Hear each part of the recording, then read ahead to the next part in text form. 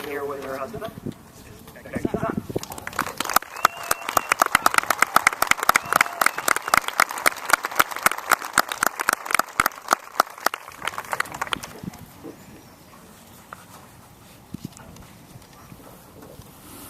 Thank you for coming today and supporting us. I am truly thrilled and honored to have been chosen as the adult honorary survivor for this year's relay. Before I talk about my journey, I want to take a moment to thank all of my caregivers who have made it possible for me to be here today. My husband, Tony, my children, Carly and Drew, my parents, my in-laws, my sister and brother, my aunts, uncles, and cousins, my friends, co-workers, Dr. Peter Rose of Cleveland Clinic, the nurses and staff at the William B. Hirsch Family Cancer Center at Hillcrest Hospital, and people I've just begun to know. All of you have my heartfelt thanks for lifting me up and carrying me through this with your prayers and support. My journey began on January 15, 2011. Shortly after I woke up, I experienced a sharp pain in my upper abdomen that kept intensifying. My husband quickly suggested going to the hospital ER, and I agreed. From the time the pain started to the time I was in bed at the ER, an hour had lapsed. The pain was now just a dull ache. The doctor suspected appendicitis and ordered a CT. A little while after I had the CT, the ER staff hurriedly ushered me from the curtain room in the ER to another room down the hallway with a door. I told my family waiting with me, well, this is where they take all the fakers, which is just about a gas. If only that had been the case. But instead, the doctor came in to deliver the news that the CT showed a large tumor on my ovary, and that by its shape, they knew it was cancerous. I blurted out, "Cancer? I'm only 37. Unfortunately, in the back of my mind, I knew the reality of cancer. My dad's mother had died at the age of 35 from uterine cancer, leaving behind 7 children, all under the age of 14. I excused myself from the room and went to the bathroom across the hall. I wiped my tears away from my eyes and then looked straight into the mirror. All I could see was my 2 young children's faces staring back at me. I vowed then that I would come out swinging from the gate, putting my faith into action, and surviving this. I then went home and broke the news to my family. Afterwards, I stood up and I told them I didn't know where the journey was going to take us. But I declared to them that the journey we were about to take would not be doom and gloom. We would be positive, and we would take it one day at a time. That has become my code to live by. I had surgery 10 days later. It took 5.5 hours, and they did a full hysterectomy, removed my spleen, removed 3 tumors off the bottom of my stomach, removed a tumor off my liver, performed 2 bowel resections, and took out part of my colon. They diagnosed me with ovarian cancer stage 3C. I then did weekly chemotherapy from February until July. I did very well through the chemotherapy with relatively no side effects.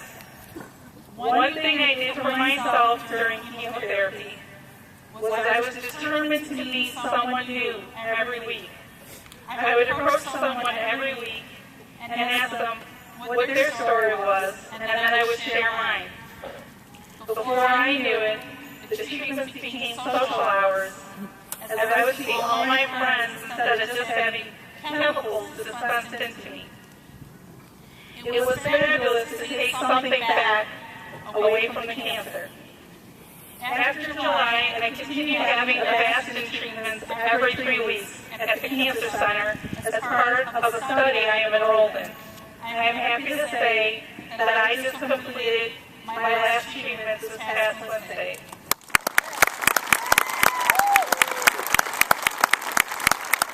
Going back to my grandmother, I have reflected over the past 15 months about her. She was diagnosed at the age of 35 back in the 1950s with uterine cancer. She was sent home to die within 5 months. There were no treatment options for her. There was no hope. Of course, when I was diagnosed with cancer at relatively the same age, it was particularly hard for my dad. I had a conversation with my dad and explained that there was a difference today. We have hope. The hope we have is largely due to the research funded by organizations like the American Cancer Society. The best part about that is that we can all have a hand in that by supporting the American Cancer Society and participating in events like the Relay for Life. Relay for Life is an important and an empowering event to us all. It allows us to remember those we lost to cancer, celebrate those who are surviving, and fight back to find the cure. It is also so great that even a small family can come together and form a team to make a difference. My family did just that. In 2010, and in response to my Uncle Bill suddenly passing away from liver cancer, we formed our team, Carpe Diem. It was time to do so because my dad's family was no stranger to cancer. We had lost Grandma Eva, Uncle Eugene, Uncle Bill, Aunt Lois, and our cousin Rodney. As for the survivors, we had my Aunt Jenna, Aunt Jean, my cousins Steve and Sarah. The next year, 2 more of us would be added to the list. As we all know, cancer is random and unfair. It knows no discrimination for race, creed, gender, or age. Since my diagnosis, I have lost 2 people to cancer. The first was my dear family friend Ernie. He had pancreatic cancer. It was very surreal to talk to each other about what we were going through when he was age 87 and I was age 37. One of the things I took away from him was the absolute grace and dignity that he had right till the end. I saw him the night before he passed, and he was unable to really hold on a conversation, but he had a smile from ear to ear. He wanted all of us to feel good, so he kept smiling no matter what. I was in awe of him. The second was my 30-year-old cousin Bobby. He had brain cancer. We were diagnosed the same year, so it was incredibly difficult to comprehend that he wasn't going to make it. Bobby endured more than I thought someone could endure with this disease. He went through a course of chemotherapy treatments and then 30 days of radiation. The tumor had gone away, but months later they discovered the cancer had come back with a vengeance along his spine. He was in the hospital for 83 days straight. They tried a heavy dose of chemotherapy and then radiation, but it just wasn't meant to be. In his final act, he graciously donated his brain, spine, and tumors to research in the hope of saving others.